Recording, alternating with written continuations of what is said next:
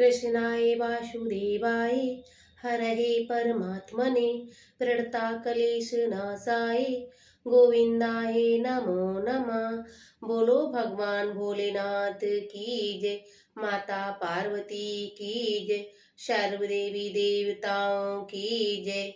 प्रिय भक्तों, आप सभी को होलिका दहन की और होली के पर्व की हार्दिक शुभकामनाएं। हर साल होली का दहन फाल्गुन पूर्णिमा के दिन किया जाता है और इसके बाद रंग भरी होली का त्योहार हम सब मनाते हैं। और आज पूर्णिमा तिथि है और इस शुभ अवसर पर सभी जीवन को भक्ति और आस्था के रंग से सरोवर करने के लिए हम आपको सुनाने जा रहे हैं फाल्गुन पूर्णिमा के दिन सुनी जाने वाली भगवान जगन्नाथ की कथा, जिसे आप भी श्रद्धा और मन में विश्वास रखकर पूरा जरूर सुनिएगा।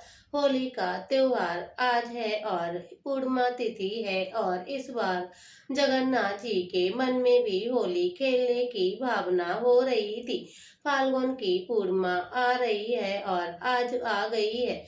नीलाचल की हवा में हल्की हल्की अमीर की सुगंध तैर रही है। जगन्नाथ मंदिर के गर्भगृह में आज कुछ अलग ही चंचलता थी। स्वयं दयामय प्रभु जगन्नाथ जी के आर्द्रव और मुस्कान खिल रही थी। उन्होंने धीरे धीरे अपने भाई बलभद्र और प्रिय बहन सुभद्रा जी की ओर देखा, फिर बोले, भैया ब्रज में तो मैंने कितनी होली खेली, लेकिन नीलाचल के भक्तों के साथ कभी खुलकर रंग नहीं खेल पाए हैं और इस बार मन में बड़ी ही लालसा हो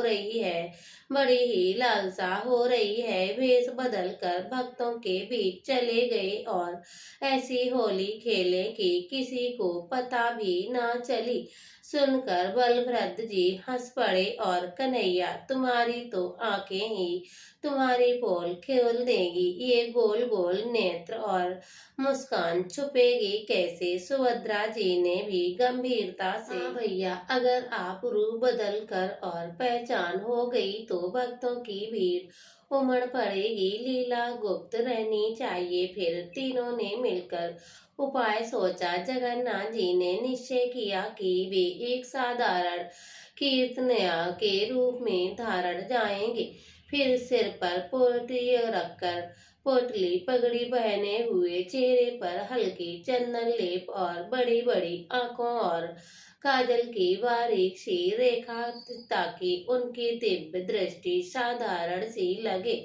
बलभद्र जी बन गए और एक हंसमुख ढोलकिया और सुभद्रा जी ने ओढ़ लिया एक सरल ओढ़नी और हाथ में ले ली पुष्पों की टोकरी, मानो कोई साधारण पुरी की युवती हो रही है।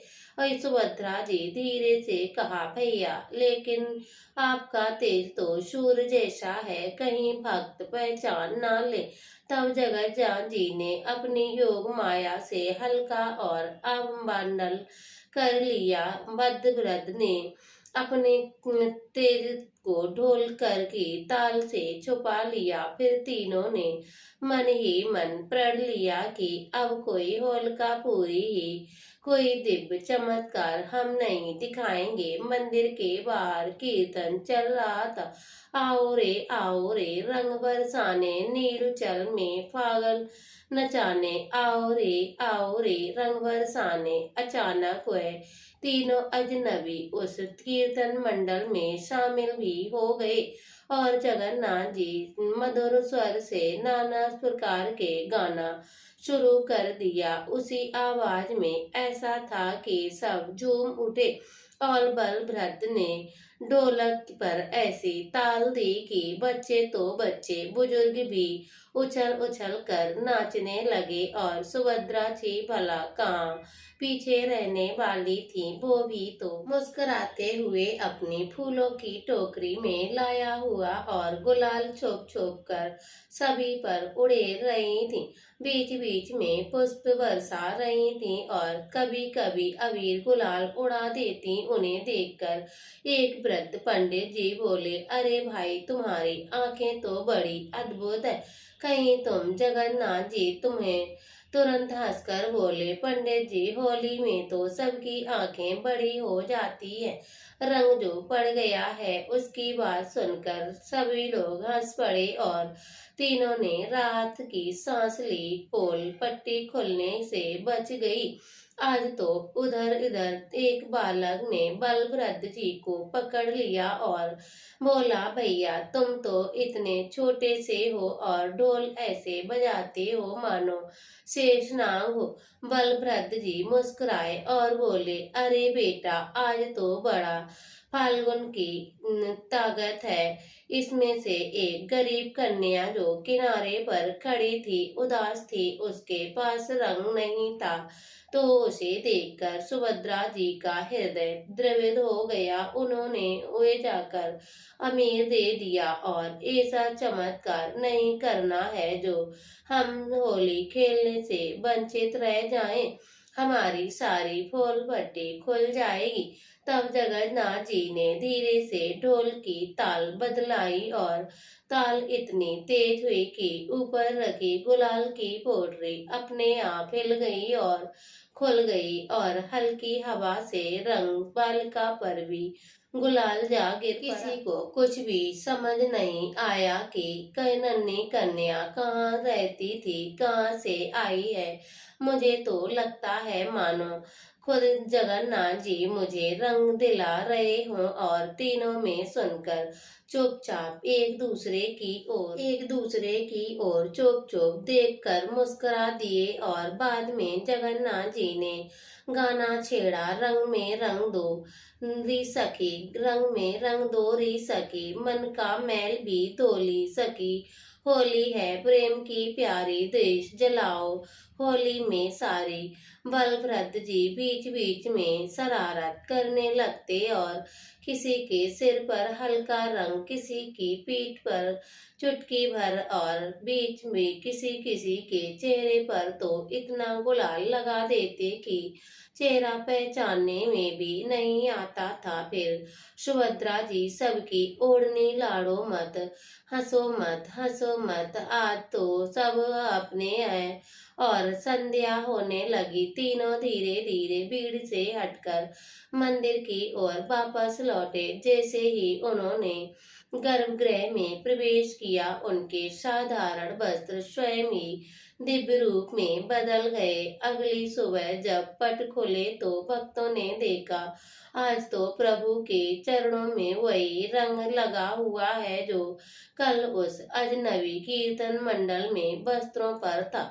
किसी को कुछ भी समझ नहीं आ रहा था, लेकिन उस भीड़ में एक भक्त भी था जो वृद्ध था, जिसने मुंह में बलभद्र जी में इतना रंग लगाया था। उसका चेहरा तरु पहचानने में नहीं आ रहा था। ये सब देखकर उस वृद्ध भक्त की आंखों से आंसू बह निकले। तो क्या आजकल हमारे बीच स्वयं भगवान प्रभु थे जो हम सबके बीच होली खेल रहे थे। कुछ भी समझ में नहीं आ रहा, लेकिन थोड़ा थोड़ा एहसास जरूर हो रहा है।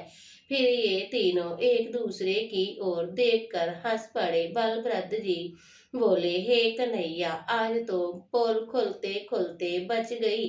जगन्नाथ जी मुस्कुराए और सुभद्रा भी बहुत खुश हुई कि पोल खुल भी जाती तो क्या होता, प्रेम छुपता है कहाँ, पर भक्तों का आनंद तो बहुत अधिक होता है जब हम ढूंढते हैं और जब उनके बीच में कहीं छुपे होते हैं। सुभद्रा जी ने कोमल स्वर में कहा, आज इनके मन में जरा भी संदेह उठ रहा है। वे जीवन भर आज की खेली गई उस होली को जीवन भर याद रखेंगे, उस क्षण को याद रखेंगे। यही हमारी लीला प्रकट भी अब करण हुई है। तभी मंदिर में जय जगन्नाथ जी के जयकारे गूंजने लगे। आप सभी तो प्रेम से बोलिए, श्री जगन्नाथ भगवान की जय हो सकता है इस बार भगवान हम सबके बीच में होली खेल रहे हों चुपके चुपके, हम सब भी उनके घर जाने में देर मत कीजिए। भक्तों, वीडियो अच्छा लगे तो वीडियो को लाइक करिए और कमेंट बॉक्स में भगवान की जय जरूर लिखिएगा। मिलते हैं अगली वीडियो के साथ, तब तक के लिए जय श्री कृष्णा, राधे राधे।